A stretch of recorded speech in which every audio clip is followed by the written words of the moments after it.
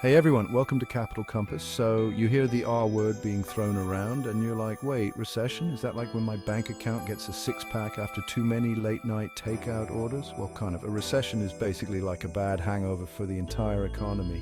2 quarters, that's 6 months of negative growth. Jobs disappear faster than free snacks at a work meeting. People tighten their belts so much they can practically hear their stomachs growling. It's not pretty, but like that weird smell coming from your fridge, you got to deal with it before it gets worse. So, let's break down the things that can make a recession rear its ugly head. Because, trust me, nobody wants to be caught with their pants down when the economy decides to play hide and seek with our wallets. One word: debt. It's like that friend who's always borrowing money and promising to pay you back soon. But soon never actually comes, does it? When individuals, businesses, and even governments borrow too much, it's like building a house of cards on a trampoline. One shaky move and the whole thing collapses. Look at the 2008 housing crisis. People were borrowing money they couldn't afford to buy houses they couldn't afford. And guess what? The house of cards came tumbling down. So yeah, keeping an eye on those debt levels is kind of important. Remember those bouncy balls you played with as a kid? You could blow them up super big, but eventually, pop! Same goes for asset bubbles. Housing, stocks, even those weird crypto things everyone's talking about. When prices skyrocket for no real reason, it's like a giant game of musical chairs. Everyone's having a blast until the music stops and there aren't enough chairs to go around. Suddenly, everyone's scrambling, trying to sell before the price crashes. Spoiler alert, not everyone makes it out in time, and that, my friends, is how bubbles burst. Remember that time you ordered something online and it took like 3 years to arrive? Blame it on the supply chain. It's like the world's most complicated game of Tetris, and lately, someone's been throwing in extra large pieces that don't fit. Add in trade wars where countries slap tariffs on each other's goods like they're playing a game of economic dodgeball, and you've got a recipe for disaster. Suddenly everything's more expensive, businesses can't get the supplies they need, and consumers are left holding the empty bag. It's enough to make you want to become self-sufficient and start growing your own food.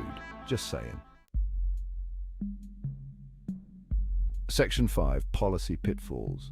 Can governments steer clear of disaster?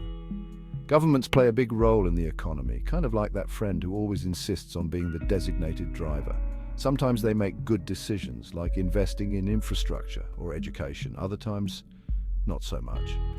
Monetary policy, fiscal policy, it's enough to make your head spin faster than a politician trying to avoid a direct question. But the bottom line is, when governments make bad decisions, it can screw things up for everyone. Think hyperinflation, recessions, the list goes on. So, yeah, let's hope those in charge know what they're doing. Otherwise, we're all in for a bumpy ride. Section 6. Unexpected upheavals, pandemics, wars, and Mother Nature. Remember 2020?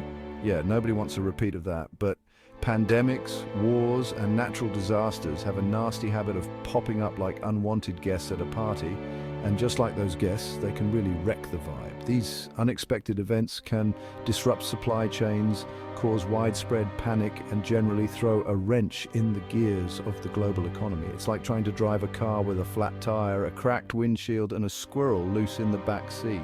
Not exactly a recipe for a smooth ride. So buckle up, folks, because you never know what's coming around the bend. Section 7. Tech Takeover. Will robots steal our jobs and economy? Robots are taking over the world. Okay, maybe not yet, but with advances in automation, AI, and all that futuristic stuff, it's natural to wonder if robots will be serving us lattes while we desperately search for a job that hasn't been replaced by algorithms. Technological change can be a good thing, boosting productivity and creating new industries. But it can also lead to job displacement and economic inequality. It's like that friend who's always getting the latest gadgets but can't figure out how to use them properly. We need to make sure the benefits of technology are shared by everyone, not just a select few.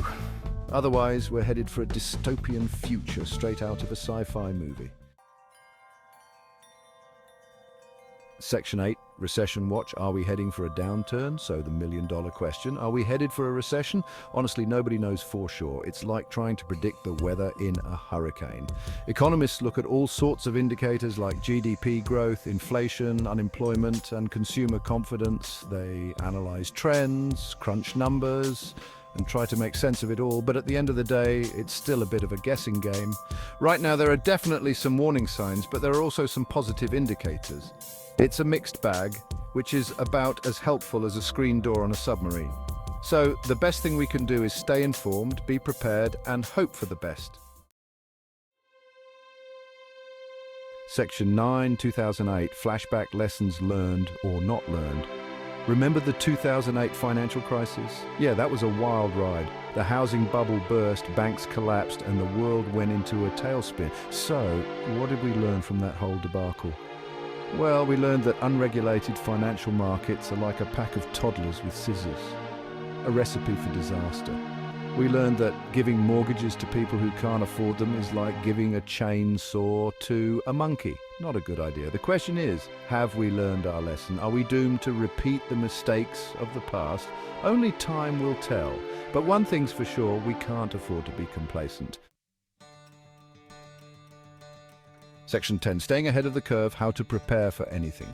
So, how do we navigate this whole economic roller coaster? First, stay informed. Read the news, but like from reliable sources, not your crazy uncle's conspiracy theory blog. Second, be prepared. Have an emergency fund just in case things go south. Third, don't panic. Seriously, freaking out helps nobody. And finally, remember that we're all in this together. So let's be kind to each other, support local businesses, and maybe invest in some really comfortable sweatpants, because if the economy crashes, at least we'll be comfy. I hope you find this video valuable. Please like, share, and subscribe to Money Moves to get all business and market updates.